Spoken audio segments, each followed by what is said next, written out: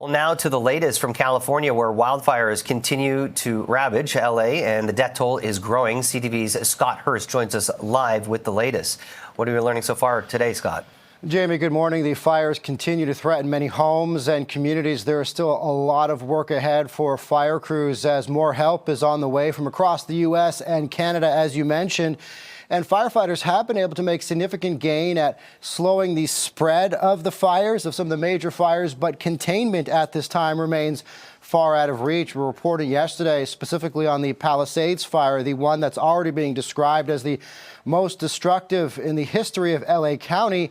Yesterday, it was at 0% containment. So overnight, in about 24 hours, they're now up to about 6% containment, according to CAL FIRE, which is the state firefighting agency. So a little bit of progress, but still a long way out from being under control and a long way out from being contained. So a slight progress because they've been able to take advantage of some better weather conditions. The massive winds that have been quite a significant concern for many days as these fires have continued to spread and cause widespread devastation.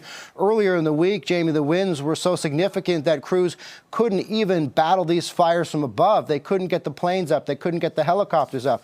That has changed over the last 24, 48 hours. So crews have been able to make some progress at this time, but meteorologists are warning that this reprieve from the winds could be short-lived, so crews are trying to take advantage of it right now. And so that is the situation when it comes to fighting these fires. As you mentioned, 10,000 homes and buildings have been destroyed and up to 10 people have been killed at this point. But Jamie, we likely won't get the full scope of the destruction and devastation for quite some time because there are still communities, still entire neighborhoods that are too dangerous to even enter, so fire crews can't even begin that stage of the firefight, that stage of the recovery, the rebuild, the cleanup, and even the investigation. So over the next days and weeks, we're expecting the damage total to increase and unfortunately, likely, according to law enforcement officials and fire officials, likely to see that death toll climb as well, Jamie.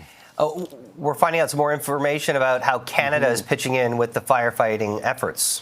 Jamie, there is help on the ground and in the air from Canadian crews, Canadian assets, and there is more help on the way. However, we are learning that one of the Quebec-based water scoopers has been forced to be grounded because it struck a civilian drone. This happened yesterday afternoon, according to the LA Fire Department, that the aircraft sustained wing damage and remains out of service. Fortunately, no injuries. However, no injuries have been reported in this incident. It is under investigation by the FAA, but that is a setback in the firefight, particularly from the help that's been offered by Canada. We're also hearing from the Minister of Defense, Bill Blair, that he has approved a request to have Royal Canadian Air Force assets transport firefighters, equipment, and other resources to California. We also know that the U.S. and the crews in Southern California are getting help from BC wildfire officials. They're coordinating with their counterparts in California. Alberta has committed manpower, water bombers, and night vision helicopters. And Jamie, we also know that Ontario is pledging aircraft, urban firefighters, and a 20-person incident management team as well. So a lot of help is on the way from Canada, and more help could be coming from north of the border. We appreciate the update. That's CTV's Scott Hurst. Thank you.